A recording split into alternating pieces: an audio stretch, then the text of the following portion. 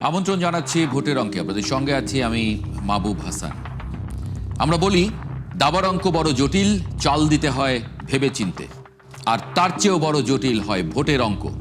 সামনে থাকে অনেক প্রার্থী, অনেক দল, থাকে অনেক মত, গোত্র আর আঞ্চলিক নানা ফ্যাক্টর, আর এসবই নির্ধারণ করে নির্বাচনে প্রার্থীর জয় পরাজয়ের জটিল সব সমীকরণ।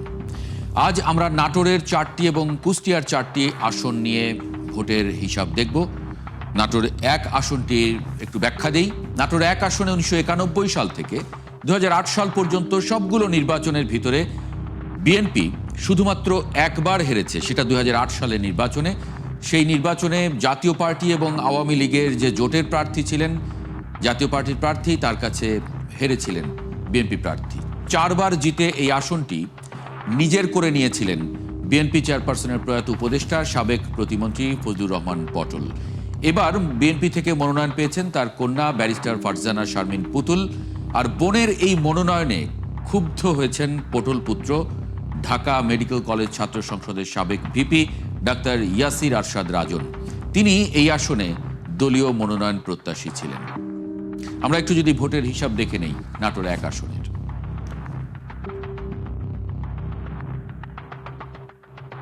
এখানে মোট ভোটার আছেন 3,68,000-এর বেশি, পুরুষ ভোটার 1,83,000-এর বেশি। এখানে নারী ভোটার 1,84,000-এর বেশি আছেন, প্রায় 85,000-এর কাছাকাছি। তৃতীয় লিঙ্গের ভোটার আছেন এখানে 2 জন, এবং তরুণ ভোটার আমরা যাদেরকে বলছি 2008 সালের পরে যারা 8 সালের নির্বাচনের পরে যারা ভোটার হয়েছেন, তারা এখন পর্যন্ত কোনো ফ্রি, ফেয়ার এবং ক্রেডিবল ইলেকশনে তারা ভোট দিতে পারেননি।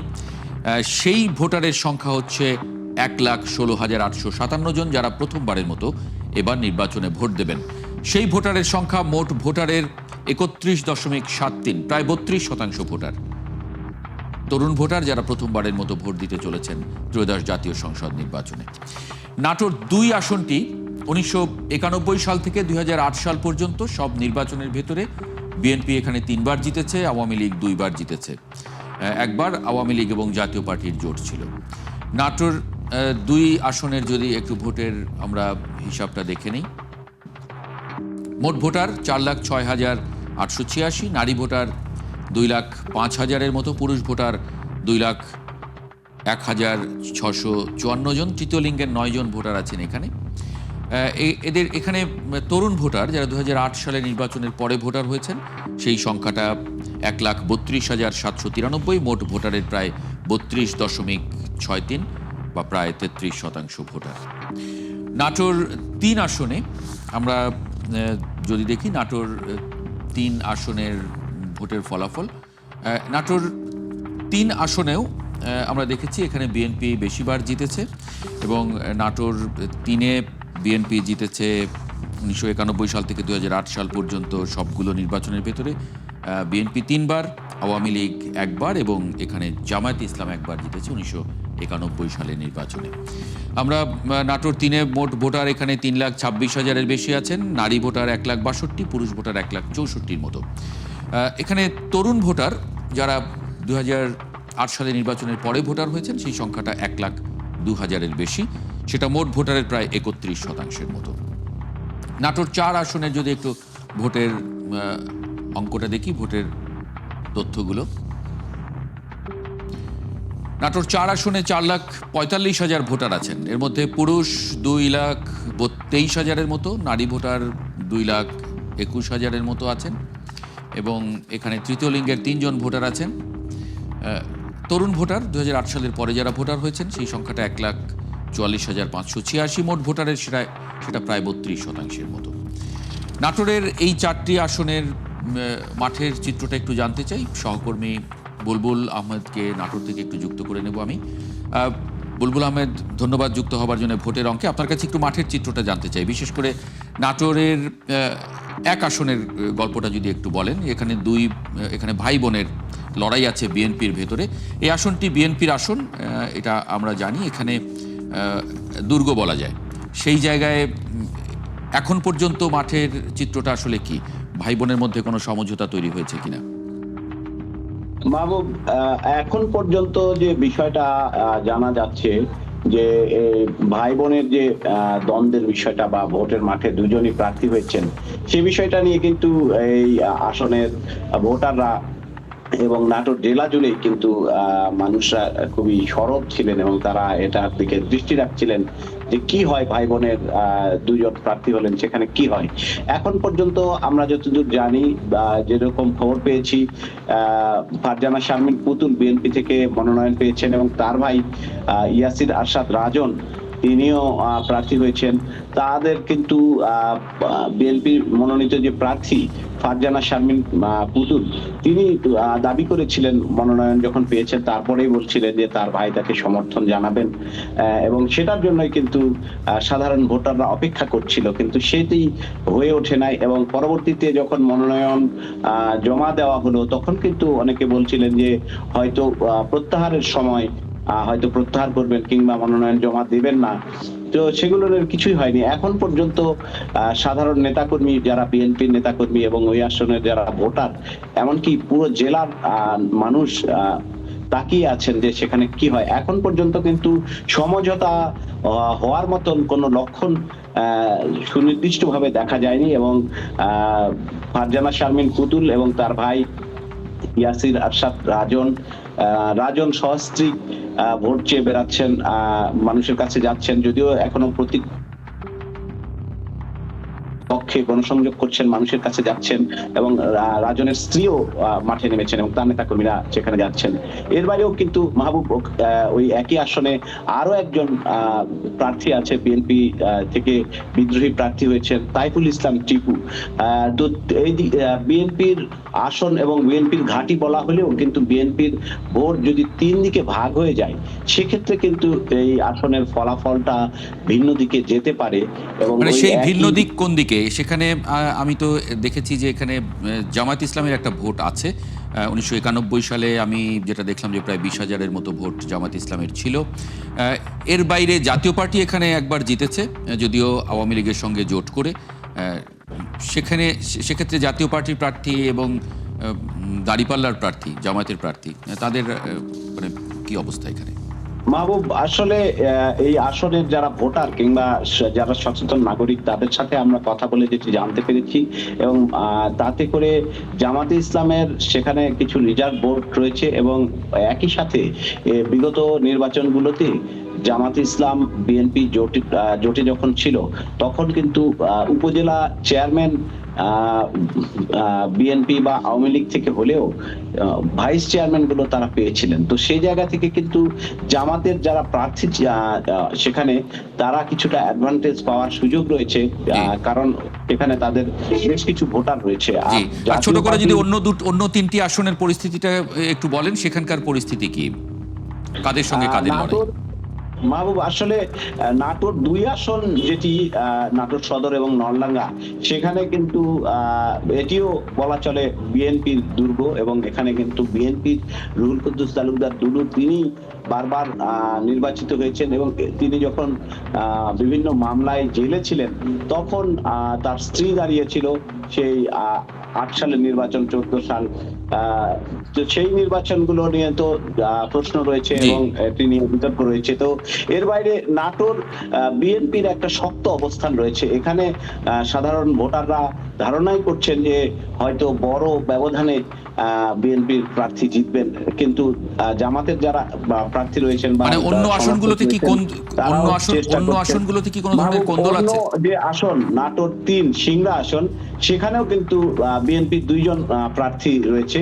তো সেখানেও বিএনপির ভোট ভাগ হয়ে গেলে ওই আসনেও একবার জামাত থেকে এমপি মনোনীত হয়েছিলেন, সেখানে আবু বকর সিদ্দিক শেরকলি তিনি তখন এমপি হয়েছিলেন। তো সেখানেও কিন্তু ভোটের অঙ্কটা মেলানো খুব কঠিন, চ্যালেঞ্জের মুখে পড়তে পারে ক্যান্ডিডেট থাকলে জামাতও সুবিধা করতে পারে। একই সাথে নাটোর 4 আসন বড়াইগ্রাম গুরুদাসপুর সেটিও কিন্তু ওখানেও বিএনপির যিনি ক্যান্ডিডেট আছেন তার পাশাপাশি জামাতের একটা এলাকা ভিত্তিক টানের কথা বলছেন যে বিএনপির যিনি প্রার্থী হয়েছেন তিনি গুরুদাসপুর উপজেলার, সেই উপজেলায় ভোট কম, এবং বড়াইগ্রাম থেকে যিনি জামাতের প্রার্থী হয়েছেন, তো এই এলাকার টানের কারণে কোনো একটা ফলাফলের মানে এই ভিত্তি করতে একটা পারে, এমনটা একটা না। উপজেলাগত যে ফ্যাক্টর, সেই ফ্যাক্টরে আসলে সেখানে জামায়াত প্রার্থীর বাড়ি যেখানে, সেখানে ভোট বেশি, সেই সুবিধা তিনি পেতেও পারেন এরকম। অনেক ধন্যবাদ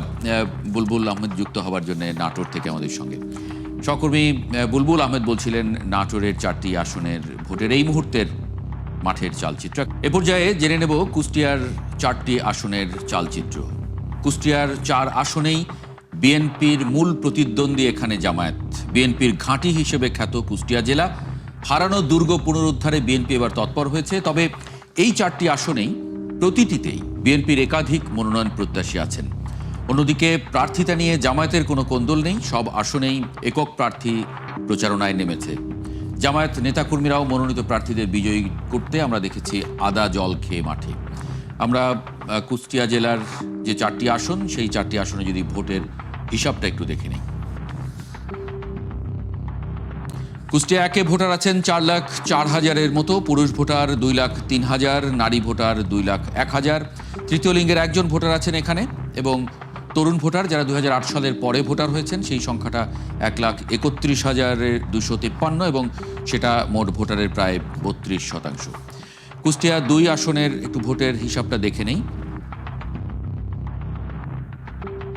মোট ভোটার 4,72,427, পুরুষ ভোটার 2,34,000, নারী ভোটার 2,37,000।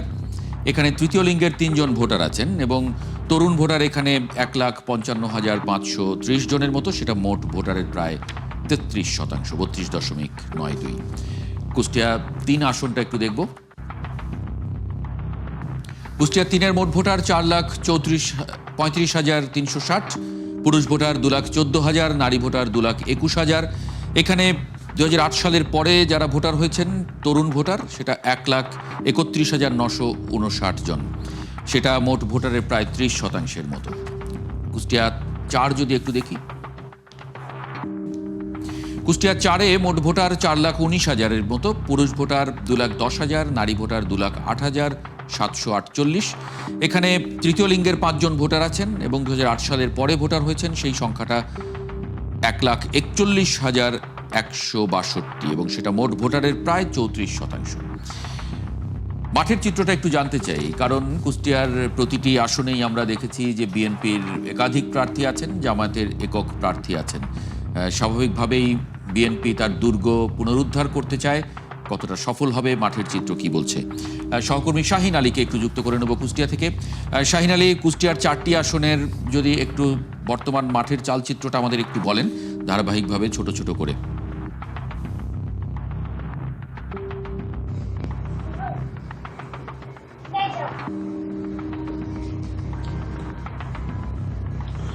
মাহবুব, আপনাকে বলে রাখি আসলে কুষ্টিয়ায় কিন্তু 4টি সংসদীয় আসন আছেন। যেমন প্রথমে বলি আপনাকে দৌলতপুর কিন্তু বিএনপির যে প্রার্থী আছেন বাচ্চুবুল্লাহ, তার সঙ্গে কিন্তু স্বতন্ত্র প্রার্থীও আছেন।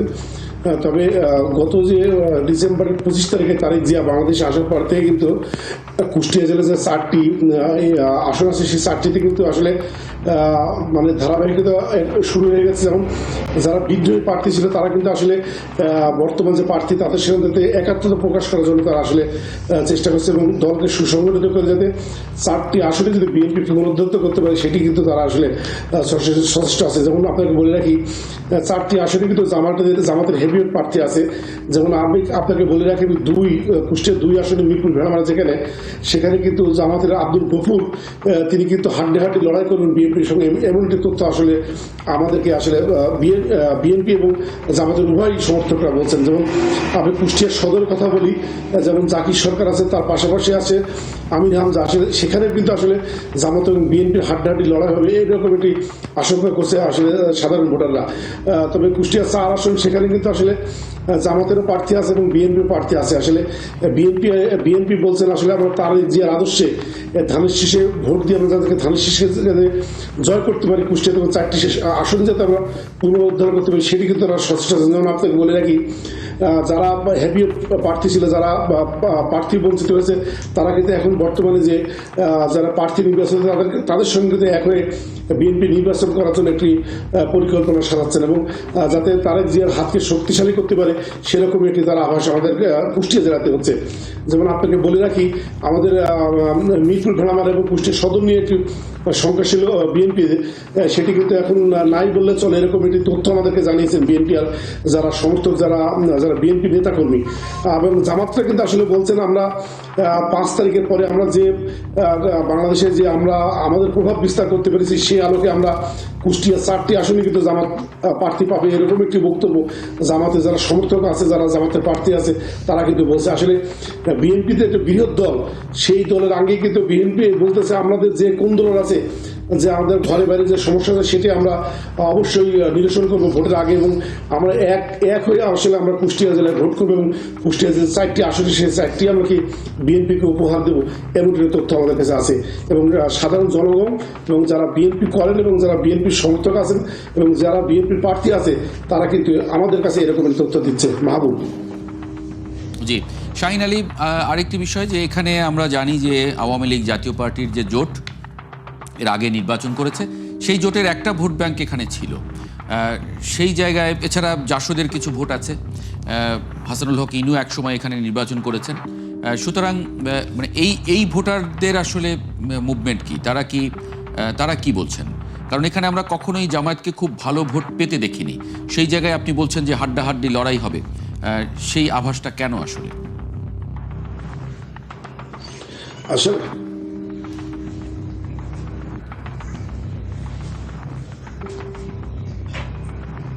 আসলে জামাত ইসলাম যে 5 তারিখের পরে আসলে তারা বাংলাদেশে যে একক প্রভাব বিস্তার করতেছিল, যেমন আওয়ামী লীগ, জাসদ এবং তৃণমূলের যে সাধারণ জনগোষ্ঠী আছে, তাদেরকে নিয়ে আসলে তারা একটা ঐক্য করে আসলে জামাত নির্বাচনে আসতে চেয়েছিল এবং তারা আসলে আশা করছিল আসলে জামাত এবং আওয়ামী লীগ ও জাসদ তিনটা ভোট তারা পাবে। এই 3টা ভোটের সমন্বয় হলে অবশ্যই বিএনপিকে তারা পরাজিত করতে পারবে, এরকমই জামাত আশঙ্কা করছে। কিন্তু বিপরীতে বিএনপি বলছে আমরা যেহেতু বাংলাদেশের একটা বৃহত্তম দল, আমাদের প্রান্তিক পর্যায়ে অনেক ভোটার আছে বিএনপির, যারা তাদেরকে যদি আমরা একত্রিত করতে পারি তাহলে আমরা 4টি আসনে বিএনপি আমাদের কুষ্টিয়াতে পাবে, এরকম একটা আশঙ্কা তারা করছেন। যেমন বলে রাখি, জাসদ এবং যে আওয়ামী লীগের যে আসলে প্রান্তিক পর্যায়ে যে ভোটার আছে, তারা কিন্তু আসলে এখনো বিভ্রান্তিতে আছে, তারা আসলে জামাতের পক্ষে যাবেন না বিএনপির পক্ষে যাবেন।